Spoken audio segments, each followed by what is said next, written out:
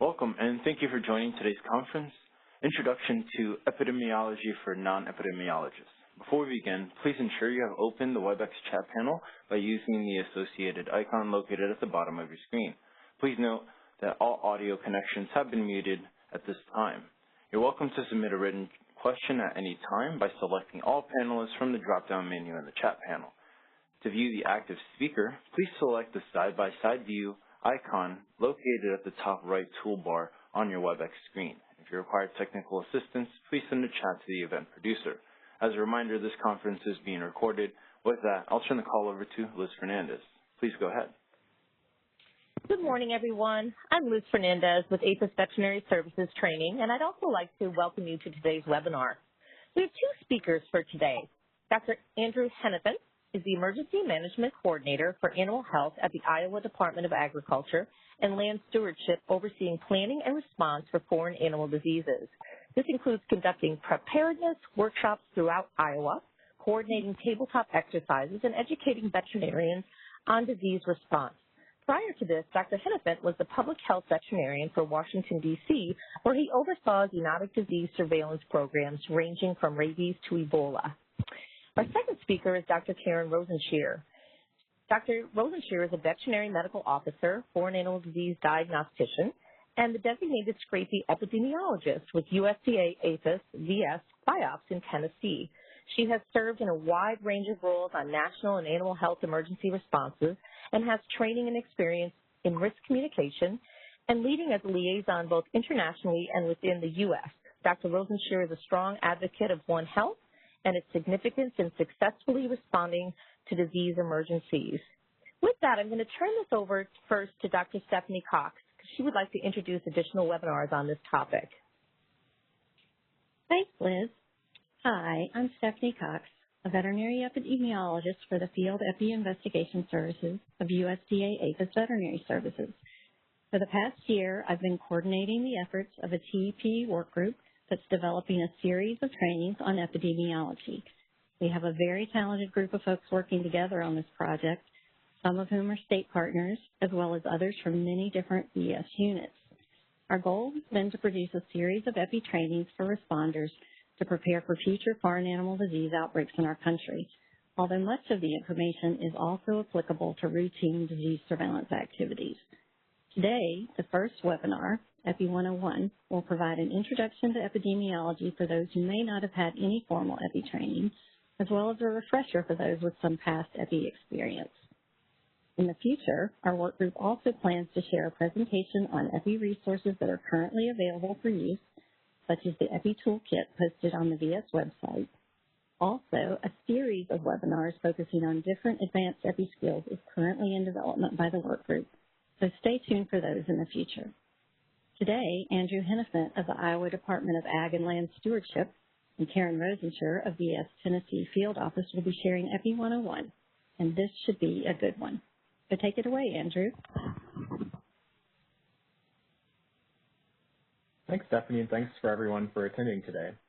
This presentation was created by USDA's National Training and Exercise Program Epidemiology Workgroup, comprised of both federal and state partners, as Stephanie highlighted. This is the first of several talks, and the others will be announced as we move forward.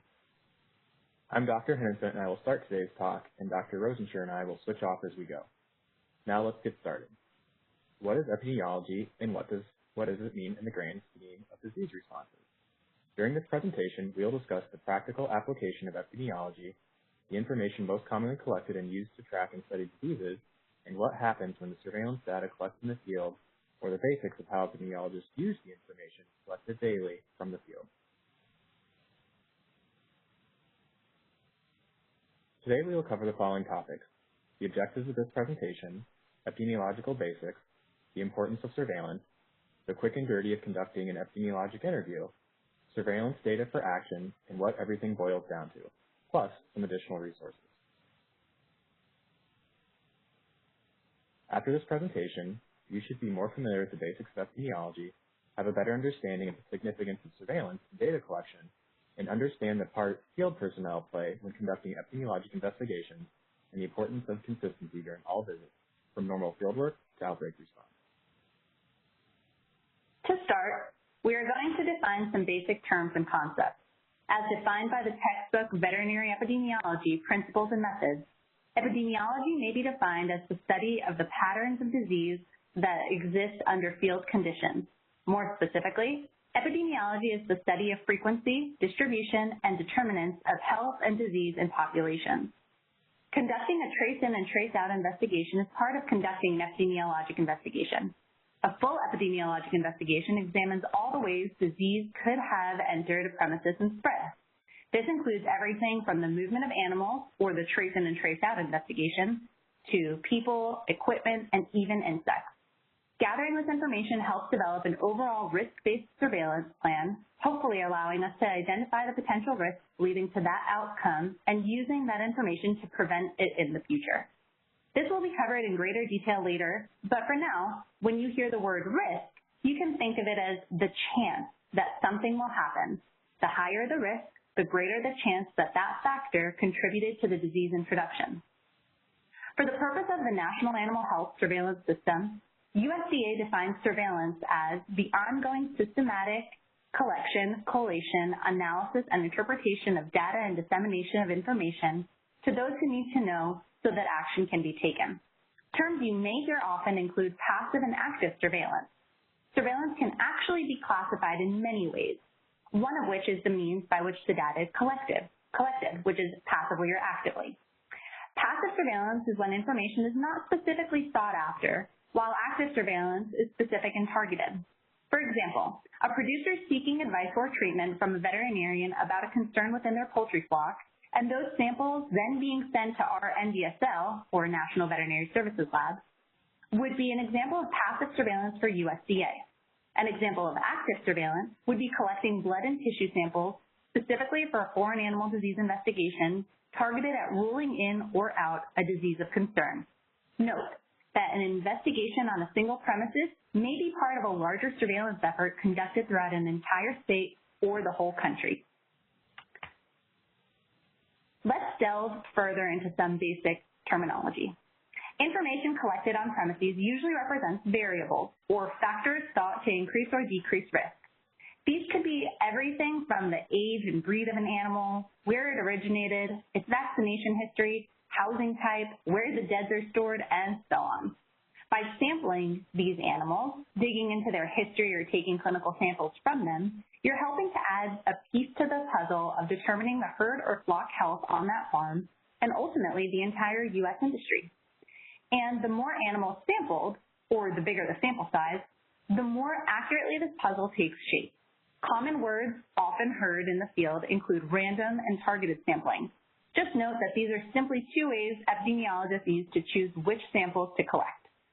Other terms you may hear are incidence and prevalence. Incidence is the number of new cases occurring during a specific period of time. Prevalence is the number of total cases that exist during a specific period of time. To better understand incidence and prevalence, let's use mastitis in dairy cattle as an example. You check a herd of 10 cows now and again 30 days later. On the first day, you find 2 cows with mastitis. This means that the prevalence, or the existing cases, of mastitis on day 1 is 2 out of 10 cows. On the last day, those same 2 cows are improved but still recovering. But now 1 more cow has mastitis. The incidence, or the new cases over the 30-day period, was 1 out of 10 cows, and the prevalence of mastitis on day 30 changed to 3 out of 10. It's important to always note time when discussing incidence and prevalence. For example, prevalence being 2 out of 10 on day 1 versus 3 out of 10 on day 30 in our example herd. The term population refers to a particular section, group, or type of animal living in a specified area. An open population has access to the outside animals, while a closed population refers to a population that does not allow for intermingling with outside animals. Intermingling could include buying cattle from a stockyard, borrowing bulls, exhibiting animals at events, having poor boundary fences, using common grazing areas, and so on. A nice example of open versus closed populations is in Southern California, where the poultry population is considered an open population since new birds always enter and leave the specified area at any given time. On the other hand, each egg producer producer within the Southern California population is considered a closed population. The sensitivity and specificity of the test being used also plays a role in determining sample size. Sensitivity, also called detection rate, is how likely a test is to detect a truly infected individual. In other words, if you are truly infected, how likely is this test to detect you? If a test has a 95% sensitivity, it will miss an infected animal 5% of the time. Specificity is how likely a test is to rule a negative animal negative. A test with a 75% specificity means that 25% of the time a negative animal will be found to be falsely positive. A false positive means that disease was detected in an animal that actually was not sick, whereas a false negative means that disease was not detected in an animal that actually was sick. These topics will be covered in greater detail during an advanced epidemiology training, which will be offered at a later date. But for now, the important thing to keep in mind is that no diagnostic test is 100% accurate, and you should always keep in mind that there is a sensitivity and specificity, or varying levels of chance, to get false positive or false negative results associated with the test, which then varies with each diagnostic performed. As we continue with basic terminology, we will define basic definitions of disease spread. You may hear either version of the word used on the screen. If the version ending with demic is used, it is referring to a disease that can impact people or both people and animals. If, however, the version ending with zootic is used, it is referring to a disease that impacts only animals. Endemic means a disease is present at a certain level on a normal basis in a certain region. In the U.S., Seneca Valley virus is enzootic in swine. An epidemic is when the number of new cases is above what would normally be expected in a region during a specific time period. This can range from the number of cases of an enzootic disease like Seneca Valley virus increasing by threefold in a certain area to a single case of a foreign animal disease. For example, since foot and mouth disease is not present in the U.S., a single case found in the U.S. would technically be considered an epizootic. A pandemic, on the other hand, is when an epidemic becomes so large it spreads to different regions and continents throughout the world. The following are terms for how disease spreads. You may see these in reports, guidance documents, or you may need to define them when speaking with stakeholders in the field. Zoonotic diseases, also known as zoonoses, are diseases that can infect both people and animals. Many of the foreign animal diseases of importance are not considered zoonotic. However, some, such as avian influenza and Newcastle disease, have the potential to make both people and animals sick. Taking it a step further, some regulatory diseases for which you may test are in fact highly zoonotic, including tuberculosis and brucellosis. A fomite is an inanimate object or a part of a living thing that can neither become infected with the organism nor allow for survival of the organism, yet it can serve as the vehicle for transmission of an infectious agent. Let's take some examples. An example could be clothing worn between farms, the feed truck and its tires moving between farms, shared equipment, or even a possum carrying fecal material on its paws from one premises to the next. In contrast to a fomite, a vector is a living intermediary that carries an infectious agent from a reservoir to a susceptible host. Examples would be biting midges carrying vesicular stomatitis virus within their gut between premises, or ticks transmitting African swine fever between herds. Lastly, you will often hear the phrase causative agent. This simply refers to the pathogen causing the disease in question. There are two basic types of epidemiology, descriptive epidemiology and analytic epidemiology. Although they are separate, they are not exclusive and do in fact feed into each other. Descriptive epi is often called shoe leather epi, pertaining to the field. When you collect information in the field that is part of the descriptive epidemiological process, you are collecting the basic information to help determine the who, where, and when. This helps identify patterns and groups of interest. An example is examining herd records to identify groups with higher than expected death rates. Analytic epidemiology is taking this basic information and putting it through rigorous statistical tests in an attempt to identify the root cause. Many different stakeholders do this with information collected from the field, including the Center for Epidemiology and Animal Health, or CF, APHIS field EPIs, APHIS field epi investigation services, state partners, and academic institutions. A new type of epi is phylogenetic or genetic epidemiology. This is when segments of the causative agent's genetic material are analyzed and used to develop genetic trees. These help to determine if outbreaks are related, if the agent is changing, if the agent came from another country, and approximately how long the agent has been circulating in a population. Keep in mind, phylogenetic information cannot be used in isolation and does not tell us if one premises infected another premises. Combining descriptive epi with phylogenetic findings helps determine if we found the true source herd of the infection. An example is looking at the phylogenetics of low pathogenic avian influenza H2N2 in northeastern live bird markets, determining that the virus has changed to become more adapted to poultry and finding the adapted virus only circulating within the markets and not introduced from an outside source. These findings might change how the agent needs to be addressed. Let's do a quick comparison of the two charts above from a swine brucellosis multi-state outbreak. The chart on the left depicts the shoe leather epi and shows the traces in and trace out of Brucella suis infected swine herds. Herds in red boxes were positive. Notice how all the linkages eventually lead back to the herd labeled as New York B in the top center. The shoe leather epi showed that this was the likely source of infection for all of the positive herds found.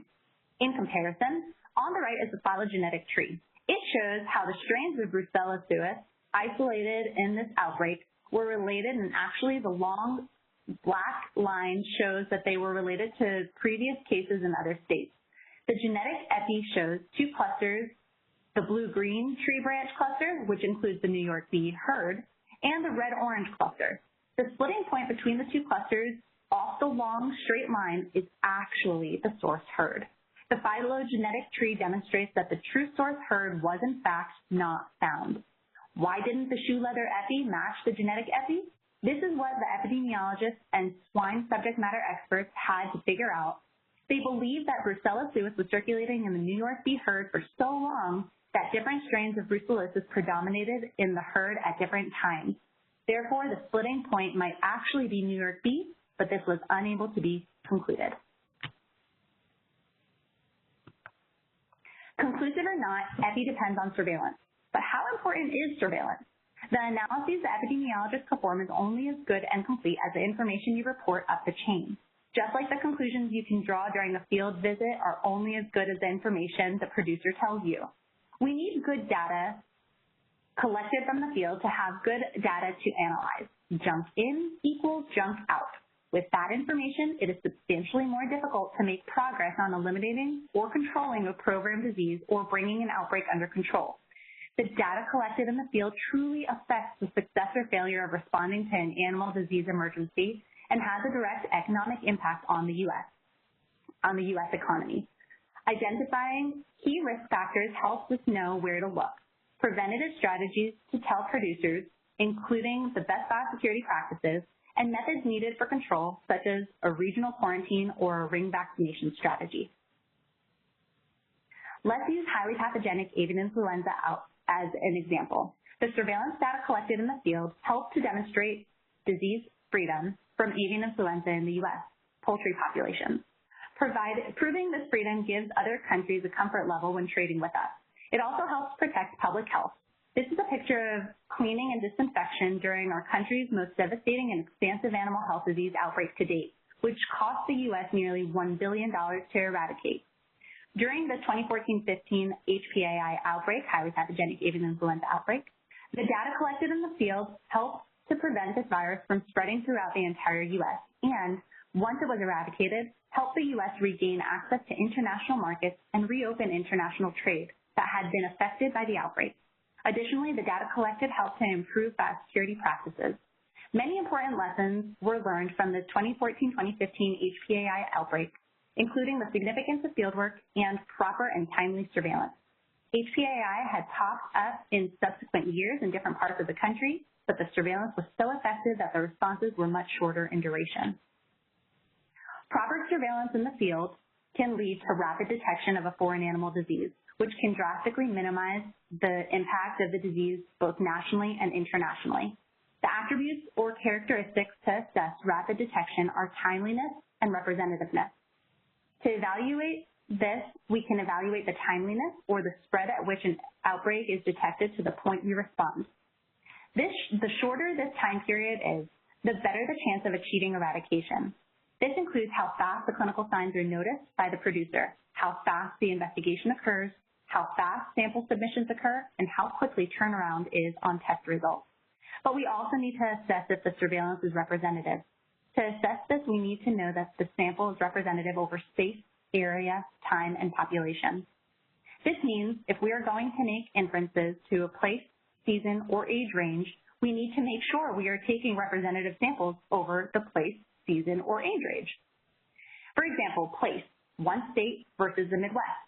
We need to take representative samples over time, fall versus spring, and representative samples over production type, broilers versus layers. The conclusions drawn at the national level can only be based on how representative sampling was in the field, again, relating to the importance of always following sampling and surveillance guidelines. Ensuring new cases are detected rapidly is crucial to an effective disease response, and the information collected in the field has a direct impact on evaluating this objective. Look at the graphic on the screen for a moment. It highlights the difference in response times and ultimately the length of an entire event if the first case was detected quickly. The red epidemiologic curve superimposed on the yellow curve shows if the length of a response if it were detected earlier. Notice how the red peak is much shorter than the yellow peak. The red curve also reflects less positive cases than does the yellow curve. This is displaying how cases that are detected early allow interventions to take place sooner, leading to less animals infected and ultimately less resources required to end an event. The quality of information collected in the field can make all the difference between going down the path of the red curve or the yellow curve. And don't forget, another role you play in the field in rapid detection is educating your stakeholders, for example, the producer and accredited veterinarian. Stakeholders need to recognize concerning signs of diseases and know how to report them quickly. Take swine brucellosis, for example. On a farm with small litter sizes, it could go unrecognized if the producer doesn't know that litters of 4 to 5 piglets are not normal in a commercial type white pig. Educating these stakeholders can ensure that they know when and how to report suspicious signs in a timely manner. Now that we've covered some basics, this next section will go over how to conduct an epidemiologic investigation on a premises. Again, we will not go over how to analyze data, but we will review the key points on which you should focus when working with a stakeholder to determine how a disease was introduced into their herd or flock. Remember, when working with a producer who is reporting a potential issue, or with a private veterinarian who is investigating a potential regulatory disease on their client's premises, it is not their job to investigate the spread beyond that premises. Instead, it is their job to be your first eyes and ears on the premises, then convey the information to state and federal animal health officials in a timely manner. It is then our role as regulatory officials to investigate potential spread and know how to gather the proper information. Data collected in the field directly affects the success or failure of responding to an animal disease information. Any epidemiologic investigation starts with one. In the human healthcare world, an investigation starts with one single patient. In the animal world, it can start with either one single animal, one group of animals, or one single farm.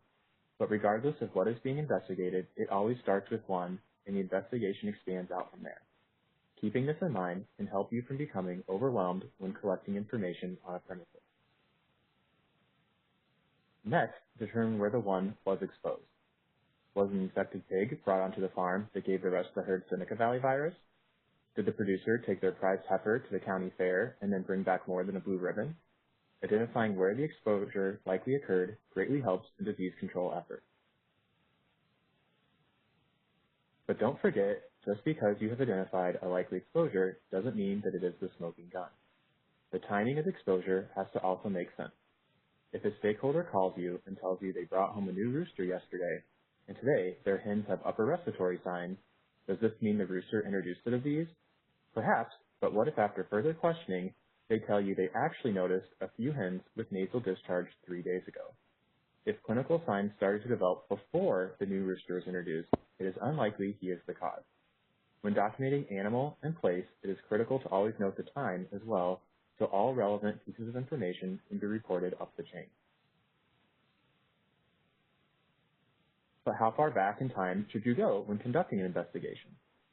A good general rule of thumb when gathering information on live animal movements during a trace-in and trace-out investigation is to go back to incubation periods. So for example, if you are investigating a vesicular disease, you know that the incubation period for foot and mouth disease is 14 days. Therefore, you would want to determine when the first day animals showed vesicles was, then start identifying all movements that took place the 28 days prior to that day. Remember, you aren't going back in time from the current day, but instead from that first day an animal became sick. So if the producer tells you their animal became sick 5 days ago, start going back in time from 5 days ago, not from the current day. One caveat to keep in mind, though, is that for other movements, you may want to go back farther in time, depending on the potential pathogen's ability to survive in the environment. And epidemiologists often review published information on previous disease studies and outbreaks to determine how far back in time to start an investigation. For example, with rabbit hemorrhagic disease has a high mortality and short incubation period, previous outbreaks have shown that this Cleci virus can persist in the environment for extended periods of time. So if investigating this virus, you may want to go back further with people and equipment movement. Now we'll start to cover some of the basic movements to focus on during an investigation. This is to help determine how disease may have entered a premises and also how it might have left with the animals, equipment, people, or anything else that has been coming and going. For an epidemiologic investigation of an animal disease on a premises, usually focus your attention on the trace-in and trace-out investigation, but don't lose sight of all other movements. We not only want to determine the place the disease came from, but also the places it may have gone. A good place to start is what has recently moved onto the premises within the last 2 incubation periods. Now, while there are substantial differences between species, premises have more similarities than differences. For example, all farmed animals eat, drink, produce waste, reproduce, and die, and require human care. Keeping these basic principles of biology in mind can help walk you through potential transmission pathways on and off the premises. With any premises, the #1 risk of introducing disease is from live animals coming onto the premises. Animals serve as perfect incubators for disease, and failure to properly screen new introductions will easily introduce disease. This is where any investigation should always start. What were the recent live animal movements onto the premises? And don't forget, this not only includes the susceptible species of interest, but other animals that might freely move on and off, such as a farm dog or barn cat serving as a fomite. Next to live animals, animal products are the next best media to transport disease. You should also always pay attention to what animal products, including waste products, were recently brought onto a premises.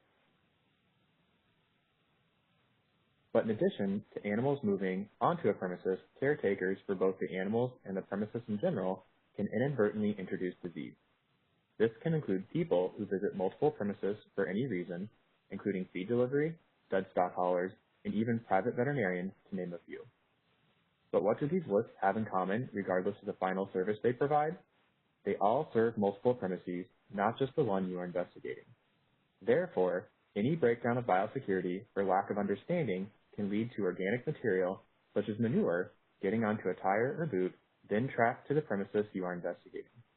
In today's world, it is impossible to conduct an epidemiologic investigation without considering biosecurity.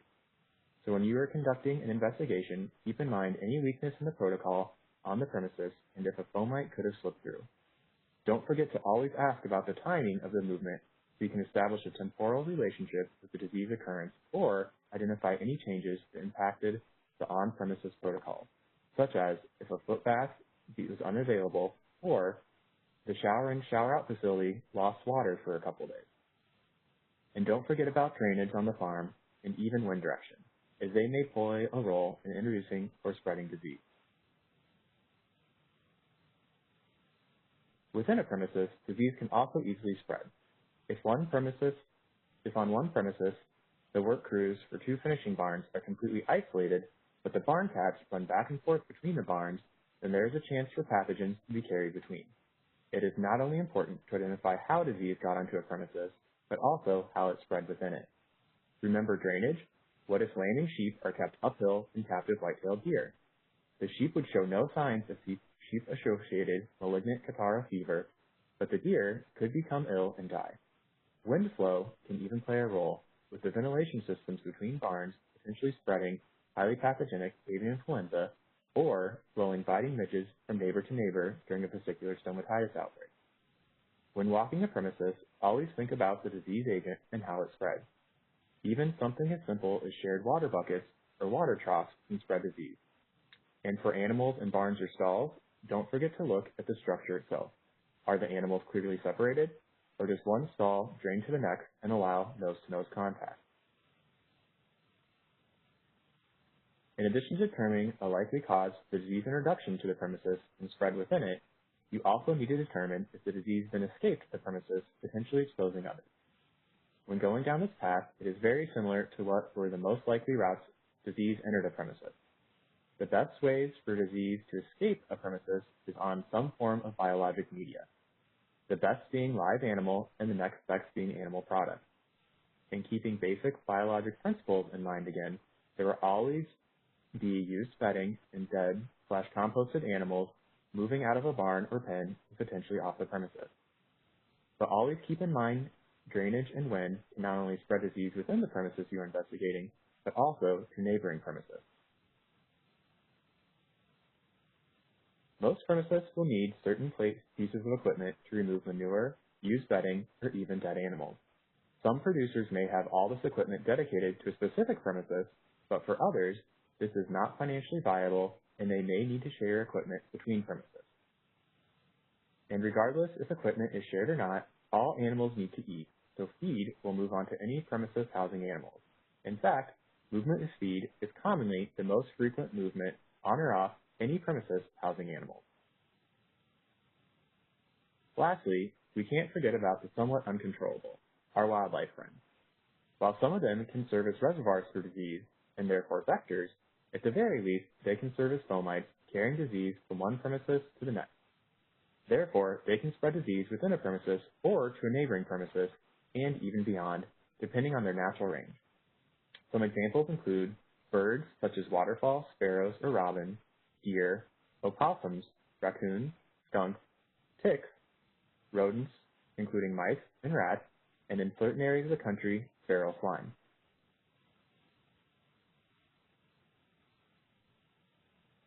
Now that we have covered what information to collect during an epidemiologic interview, we're going to cover how to conduct an interview to gather the most accurate information. Please note, different scenarios will call for different types of questioning approaches. Generally speaking, interviewing during a foreign animal disease investigation will be a more fluid and flexible approach, whereas your technique will need to be more regimented when reading an epidemiologic questionnaire during a study or outbreak. Keep these distinctions in mind as we walk through some interview tips and tricks. Regardless of the scenario, however, be sure to develop a system for your questioning and do it the same way every time when conducting an epidemiologic interview. This will prevent you from missing key pieces of information as well as being perceived as unorganized while conducting the interview. And remember, no matter what type of interview you are conducting, always show empathy and understanding. Depending on the purpose of your interview, you could be interviewing someone who is experiencing the most trying time of their life. Depending on the situation, not only their livelihood, but how they define themselves could be in jeopardy. Keep in mind that in addition to trying to collect information you need, you're speaking with a living, feeling person. Establishing rapport within the community is essential to successful fieldwork. Meeting with producers, local veterinarians, the public, and any additional stakeholders in your daily work is the key to future success. Get to know your stakeholders during times of good, in other words, on a day-to-day basis, so that when the inevitable times of bad occur, such as a foreign animal disease investigation, or even an animal disease outbreak, you have established trust within the community. Even developing relationships with only some well-respected stakeholders, such as local large animal veterinarians, can help to establish a ladder of trust within a community. In other words, let's say you build rapport with Dr. Smith, who is a trusted member of the local community. If a cow with vesicular lesions is reported, Dr. Smith would be able to serve as your liaison to help create this ladder of trust between you and the producer. The producer trusts Dr. Smith, and Dr. Smith trusts you. By establishing yourself as a human first and a regulatory official second, you're more likely to have an effective and efficient response to any field case. And remember, if you don't break down those barriers in advance, people often have their own perspective of what it means to be someone from the government. The goal is for you to lessen the potential for stakeholder skepticism, resistance, or misinformation when you're responding to a call. Establishing rapport within the community can further allow you to stay in the know in your everyday work. In doing so, you ensure you're applying an all-inclusive perspective during investigation or disease response. First off, be sure to keep up with demographic and societal changes. With an increase in the number of niche stakeholders, such as backyard poultry or heritage breeders across the country, you would want to consider including them in a disease investigation to identify potential sources. You also want to understand some commonly used jargon, such as what it means to be a state that is classified as swine brucellosis free. If you are unaware of the true meaning of this statement, you may assume that all humans and domestic and feral pigs are free of brucellosis, and you may miss some very important details during your investigation. Additionally, always anticipate human error. This can occur in many forms, such as accidentally transposing numbers when jotting down a cow's 840 tag. Always take pictures so you can refer back to the original source to ensure that the information is accurate. For example, if reading an RFID tag, take a picture of the reader, screen, and the tag. The goal here is to lessen the potential for missing sources of information. When it comes to communication, remember that it is a two-way street. While during disease investigations, it's important to ask the standard questions, you should always ask the producer or handler, how do you think your animals got sick? While they may not know the pathophysiology, they can have an inkling as to what seems new or strange. Also be sure to ask open-ended questions as opposed to leading the stakeholder to the answer. Then let them talk. If you cut them off, you may miss important information that you didn't know to ask. Make sure you are only asking one thing at a time. A pitfall to avoid is asking a multiple-part question when you aren't sure what part is being answered. For example, if you ask, what day did the sheep arrive on your farm and when did they first become sick? And the response is last Tuesday, you don't know if that means the sheep arrived on Tuesday, became sick on Tuesday, or both. And remember, it is always a good idea to develop a system for your questioning and do it the same way every time. This will prevent you from missing key pieces of information as well as seeming unorganized while conducting the interview. Furthermore, make sure you ask all the right people. In other words, just because someone owns the animals doesn't mean that they are in frequent contact with the animals. For example, a commercial poultry owner may not have much contact with their birds and therefore be unaware of potential pathogen introduction or spread between barns. However, the flock manager may mention that last week workers were moving around the edges of the barns and stirred up dust. This could potentially have spread infection within the premises, even if biosecurity when entering and exiting each barn seems strong. You may often find that language barriers exist during a field visit. If possible, plan ahead and try to identify an interpreter who can either join you or be available by phone. Often, people will be more comfortable and forthcoming with someone who fluently speaks the same language. Lastly, remember to empathize with the stakeholder. Most people will have no idea what is going on at first and will need you to slow down and explain the urgency and impact on them. Be sure to always trust your gut. If you ever hit a roadblock during an investigation, review all the previous tips and tricks. Did you contact the right community members? Could you reach out to anyone else who may know something? Did you think about any changes in demographics or societies? Did you take photos to which you could double check later? The point here is to just keep swimming. If you feel as though you forced the final puzzle piece into place and it didn't click, but instead maybe clacked into place, then you may not have solved the puzzle. Look more and look further. The answer is out there, and it is our job to find and fully safeguard American agriculture.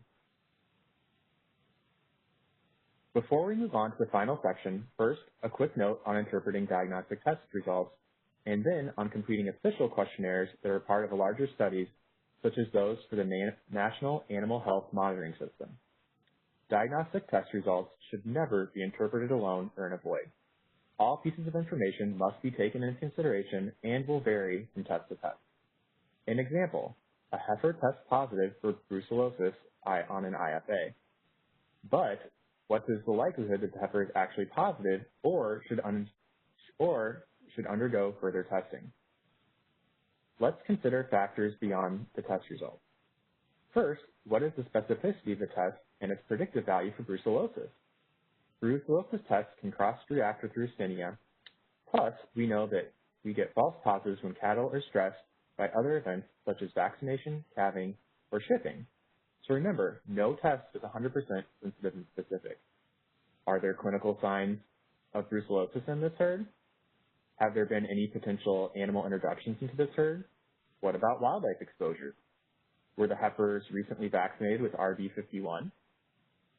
In this case, instead of 2 suspect positive test results, we have just 1 and no known risk factors, thus highlighting the importance of looking at the entire picture versus only a single test result. Completing an official epidemiologic questionnaire form with a stakeholder is much more than simply reading off a piece of paper. Practice reading the questions from the official questionnaire in an objective manner without any bias. In other words, if you were to read the same questions to 10 different people, would you be able to do so in the exact same manner each time? When you read through an entire Epi questionnaire in advance, you'll notice that certain questions are purposely asked in a specific sequence. Be sure to ask all questions in the order listed.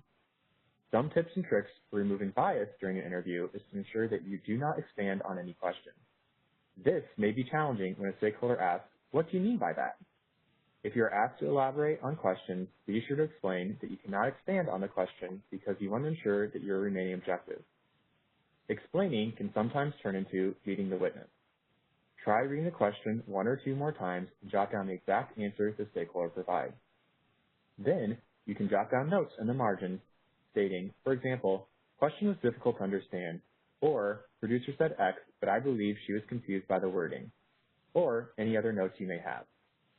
Notes are not only welcome, but highly encouraged. Any notes you add in the margins help the epidemiologist to better analyze the information. Your notes may indicate that the EPIs need to potentially reword the question, or maybe it could better provide help to understand the stakeholder's answers.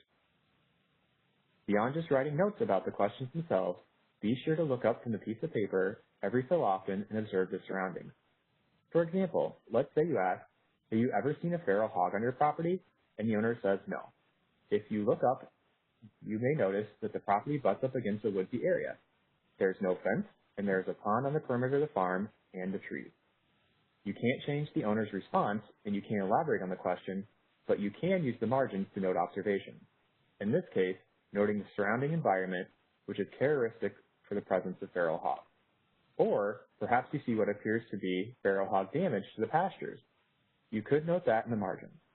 Additionally, you can jot down impressions such as, "The answer felt truthful," or "The owner's nonverbal clues felt suspicious."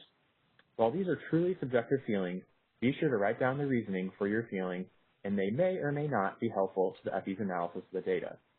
Lastly, when possible, look up the property details in advance and understand the premises layout. You'll be able to jot down additional notes on this map upon visiting the premises, such as vehicle entry and exit points, which may assist in further analyzing the disease spread in question. Let's walk through a brief example on reading an EPI questionnaire. This one comes from the 2019 Mayhem's Goat Study. I will play the interview role in this scenario. In what year did the primary operator first begin owning or managing goats? Well, technically they're my pop's goats, but they were handed over to him from our neighbor. But I'm in charge. So do you mean when did I start working with them? I can't expand further on this question, but instead I can repeat it. After I repeat the question, answer with what you think is best. In what year did the primary operator first begin owning or managing goats? Oh, okay. Pop started owning them about 2 years ago. How many goats do you expect to have in 5 years compared to your July 1st, 2019 inventory? Please select one of the following options: none, fewer, about the same, or more. It's hard to tell. No worries. Answer with your best estimate as of right now. And as this example showed, don't forget, at the end of every interview, thank the person you're interviewing for their time and their help. As you've heard up until this point, the more data you collect and collect systematically, the easier it is to understand the whole picture of an investigation or outbreak. The information you collect gives regulatory officials information for action. The better information we have on a disease event, the faster we can link exposed herds or flocks to others and implement mitigation steps to halt disease transmission. This has been displayed in recent world events with the rapid spread of African swine fever across Asia, as well as the spread of COVID-19 around the world. With any disease, the faster the information is gathered on exposure, the sooner that action can be taken, resulting in a smaller impact from the outbreak. Let's take a look at some real-life examples of how surveillance information has been used for action in the past. A well-known example is the National Animal Health Monitoring System's yearly study, as stated in their brochure. NAHMS conducts national studies that provide essential information on livestock and poultry health and management to decision makers, including producers, researchers, and policymakers. National estimates generated from a NAHMS study are used to provide up-to-date and trend information needed to monitor animal health, support trade decisions, assess research and product development needs, answer questions for consumers, and set policy. An older example of using NAHMS study results is when universities and industry implemented a Johne's disease education program to educate producers on the disease and biosecurity recommendations. They asked the dairy NAHMS question: what do you know about Johne's disease before the educational program, and then compared it to the same question from a NAHMS dairy study after the educational program. This allowed epidemiologists to assess if the information had reached their target audience, and it had. Here you can see a list of the NAHMS studies that have been conducted over the past 2 decades. Because NAHMS studies reoccur, we can include some of the same questions to assess changes. We also add new questions on emerging issues to help guide educators and researchers on gaps in knowledge. An example of surveillance for action during an outbreak scenario was during the most recent California virulent Newcastle disease response. The outbreak was so large and complex that California Department of Food and Agriculture had hired many new personnel to assist in the field. The new hires were all local, which was very advantageous in being part of the community and establishing that ladder of trust during investigations. However, most of the new hires had little to no regulatory animal experience and general epi knowledge. When reading the epi questionnaire in the field, there was an example reported that the interviewer had asked, "Have you had any dead birds present?" And the owner said no. The interviewer had not written any notes in the margins, but it was later noted that upon looking up from the packet, there was a pile of approximately 10 dead birds in the corner of the yard. This serves as a nice reminder to always look up and to use margins for any notes and feelings outside of the stakeholder's actual response. Remember that proper surveillance and fieldwork is not only essential during national animal disease outbreak responses. They are critical to implement every time you are sent into the field to gather information, such as during foreign animal disease investigations, abbreviated further as FADI. In this FADI example, there was a high piglet loss with seizures. A foreign animal disease diagnostician was sent out to investigate the possibility of this case being positive for pseudorabies. It's easy on a foreign animal disease investigator to get tunnel vision, as the main goal for foreign animal disease diagnosticians is to rule in or out a potential foreign animal disease. After the veterinary medical officer had assessed the premises, the animals, and gathered all of the information from the producer, they strongly believed that the top differential was in fact pseudorabies. However, the foreign animal disease diagnostician made sure to ask the producer, "How do you think the animals got sick?" And the producer replied, "The puddles. I think the raccoons may be urinating in the puddles." While this seemed a bit silly at first, the VMO kept this in mind when submitting samples and requesting specific diagnostic. It turns out The final diagnosis was leptospirosis. While the producer would not have been able to make this diagnosis himself, he had an inkling that was outside of the box based on his personal observations over time. And he was correct in his suspicion of the puddles and wildlife impacting his piglets. The foreign animal disease diagnostician worked with the producer to strengthen biosecurity and lessen the potential for exposure of the pathogen. The reminder here is the importance of always asking, how do you think the animals got sick? Another great foreign animal disease investigation example of surveillance for action is the swine brucellosis case to which we referred earlier. Some pigs had been diagnosed with swine brucellosis and the Epi Traceback was initiated. When trying to identify the source of the pigs, the field personnel ran into a roadblock pretty quickly. The supposed seller was reported to be deceased and the investigation came to an unexpected halt. However, due to the animal identification coordinator's rapport within the community, they were able to reach out to producers in the area and gather information on the pig sources. This led the team to be able to complete the traceback, and they were able to find and test the likely source herd for the outbreak. Turns out that 75% of the herd was test positive, meaning a likely 100% herd prevalence for swine brucellosis. And there had been a history of feral hog presence and breeding in and around the outdoor domestic swine. Even so, all swine on the premises were asymptomatic. No orchitis, no stillbirths, no arthritis, no small litters, etc. And all the dogs on the premises tested brucellosis negative. However, human brucellosis infections were in fact identified. While the rest of the details for this case are very interesting, the important point here is that if you ever hit a dead end in an investigation, think outside the box and use your resources to keep going. This example emphasizes how important it is to establish rapport within the community during times of good so that you can communicate comfortably during those times of bad and continue your investigation efficiently. The final foreign animal disease investigation example of surveillance for action is an intriguing One Health case of a cow that had been vaccinated with the RB51 vaccine, which later led to human brucellosis infections due to raw milk and raw milk product consumption.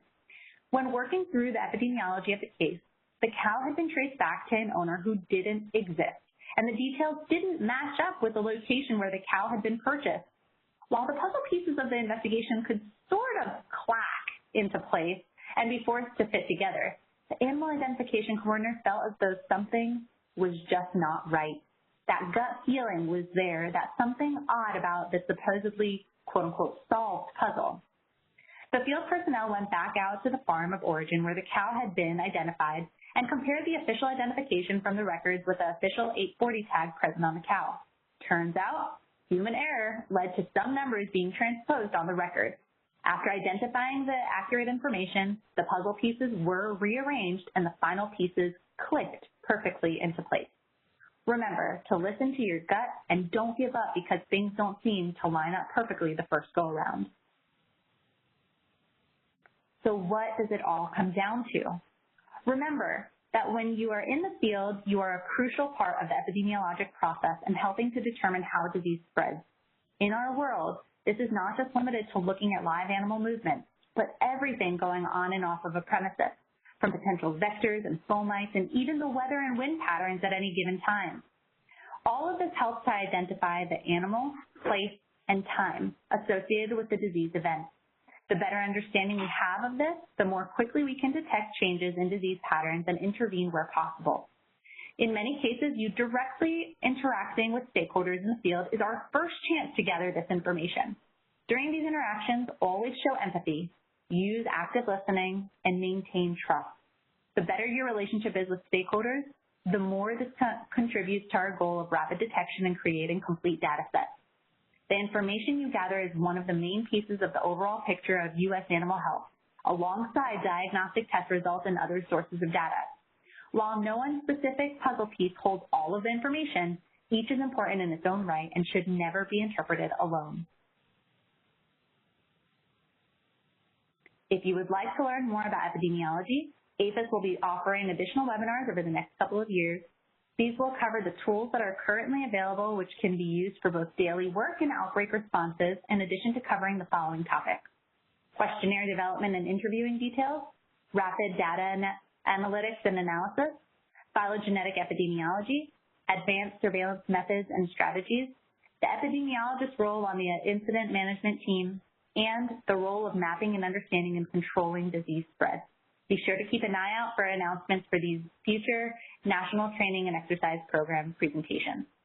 Additionally, there are many reliable resources available to the public where you can learn more about epidemiology and some other topics covered today, including those from the University of North Carolina Chapel Hill's online public health program, the CDC's website, textbooks including Epidemiology for Field Veterinarians, and a free textbook available online from the British Medical Journal. Various TED Talks are also available about epidemiology. Active EpiWeb, a free multimedia electronic tool that provides an interactive resource to learn the fundamentals of epidemiology developed by a professor from Emory University. And lastly, the USDA National Veterinary Accreditation Program's Animal Disease Traceability online module. We would like to acknowledge the following entities for contributing to this presentation: the U.S. Department of Agriculture, Animal and Plant Health Inspection Service, the Iowa Department of Agriculture and Land Stewardship, and the California Department of Food and Agriculture. We are now happy to take questions. Great presentation, guys. I do have a couple questions in the chat. The first one is, can you explain the 2 incubation periods concept again? Yeah, no problem. So that's knowing that with any disease progression, you'll have, we kind of look at the averages of how long it takes for an animal to develop the clinical signs or actually become sick where you can tell that they have the disease. So to capture that with any sort of disease, kind of what's been shown is that if you take that minimum and then maximum period, so most, with foot and mouth disease, let's say, most animals will start to get signs around 7 days.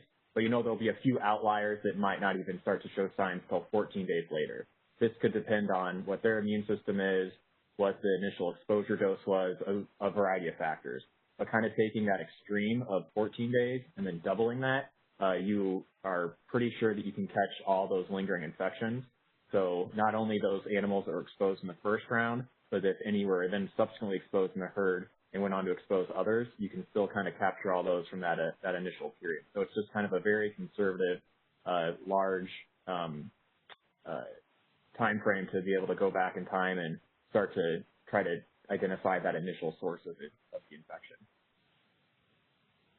Okay, the next question is, any specific aspects of the questioning you would recommend for routine inspections/surveillance? Always, as emphasized in some of those examples, which hopefully helps to answer that question a little bit, is how do you think the animals got sick? That in and of itself will open up lots of options potentially that you may not have thought of or just weren't provided to you. One thing to think about is if you ask questions in different ways at different times of the interview, you may get different or more information. So just sort of picking up an idea of, are there different species around, when did this start, and asking those questions at different times over and over in different manners will maybe get you a little bit better information as you're interviewing. And one thing I'll add too, in this day and age when a lot of interviews may be conducted remotely, is a good first question to start with is always, what's a good phone number and email address I can reach you at? So if you happen to get disconnected, you can reach out again very quickly to the person. And then another good idea is after you complete an interview, even if it's in person, to just shoot them an email afterwards, just thanking them, because that a lot of times they can make records available to you via email or anything like that, and they'll have another way to contact you in the future. How large of a factor of the spread of these is pest control management on farms and ag land?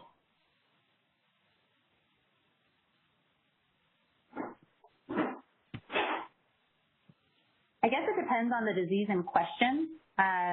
Depending on how the disease is spread, if pest control is one of those things that can help to eliminate the vector itself, then that would be a pretty large factor. It just depends, I guess, on the disease and also the environment. A lot of times, for example, in zoo animals, a lot of the preventative work is key in being able to manage disease, whereas sometimes responding retroactively as opposed to proactively can make a bigger impact. So pest control just depends on the disease and the situation and the animals in question. And with pest control too, that should be factored into the overall biosecurity protocol of the premises. So sometimes those uncontrollables are often used as a scapegoat for how a disease potentially entered a premises. So not only thinking pest control, but think of the things that might be more directly in control of the operator of that farm. So whether that's live people movements on and off, those types of protocols, things like that. But don't ever kind of look at something exclusively. Okay, the next question is, why is it so important to stick exactly to the questions instead of rewording or explaining the question more? This is my favorite. Oh, go ahead, Karen. Oh, no. So I was just going to say, for when we say that, a lot of times we're talking about the Epi questionnaires when you're talking about larger events where people are asking the same questions, or if you're talking about a study. And the reasoning there is because you want to remove interview bias as much as possible, meaning you can think that you're objectively responding or explaining the question, whereas you may be imposing some subjectivity into that rewording or rephrasing or explaining. So you want to allow the producer or the stakeholder an opportunity to answer based on their experiences and their interpretation. And that way we ensure that when you're asking the question 10 different times, it's being answered in the same manner 10 different ways. Andrew, any additional information?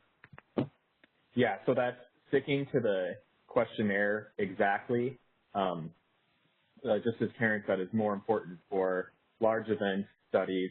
So that's where in a foreign animal disease event, we already know what disease we're dealing with. So in California, for example, when they were investigating virulent Newcastle, every time those questions are asked, you want to do that the same way once you know what disease event you're into, because on the back end, once the epidemiologists and other folks can kind of go back, do some more studies, kind of look at how the disease spread and use that to make recommendations in the future of how to prevent that from happening again. It's very important that that information was all collected in the exact same way, so that so it can be, the recommendations can be brought across the board. A situation where you'd want to be more flexible and free with your questioning, give them more time to give the producer more time to talk and kind of listen, would be your initial foreign animal disease investigation. So if you're called to a premises because there's vesicles, most likely if it's pigs, it's probably Seneca Valley, but you don't know, it could be foot and mouth disease. So, and it could be something else. It could even be a toxic exposure, things like that. So you want to be able to have a more open mind and kind of read the producer more and go with the flow in that situation versus once you're in a disease event and you're specifically trying to figure out how to stop that specific disease. So we have a lot of comments thanking you all for a great refresher and a great presentation. One of the questions that I have for you is people would like to have this PowerPoint. And if that's okay, I can send it out to them. That's up to you guys. And I think there's one more question on large dairy management. Does the rotation of milking play a part in mastitis?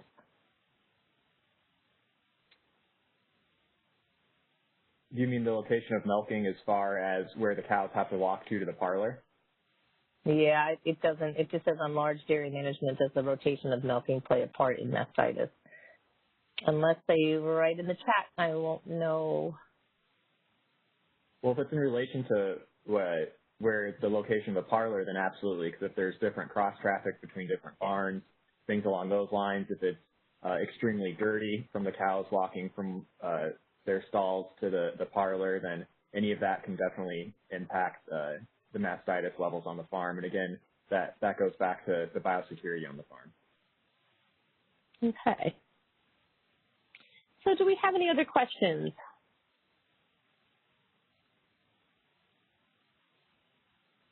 There's one question, it is being recorded. And as all of our webinars, they are posted on the TEP website in the video gallery. And so, yeah.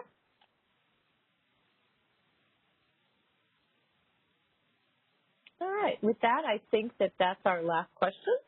I want to thank Andrew and Keren for this great presentation, for presenting today, and watch your email for additional webinars in the future on EPI and other topics. So, and have a great afternoon. And that concludes our conference. Everyone. Thank you for using Event Services. You may now disconnect.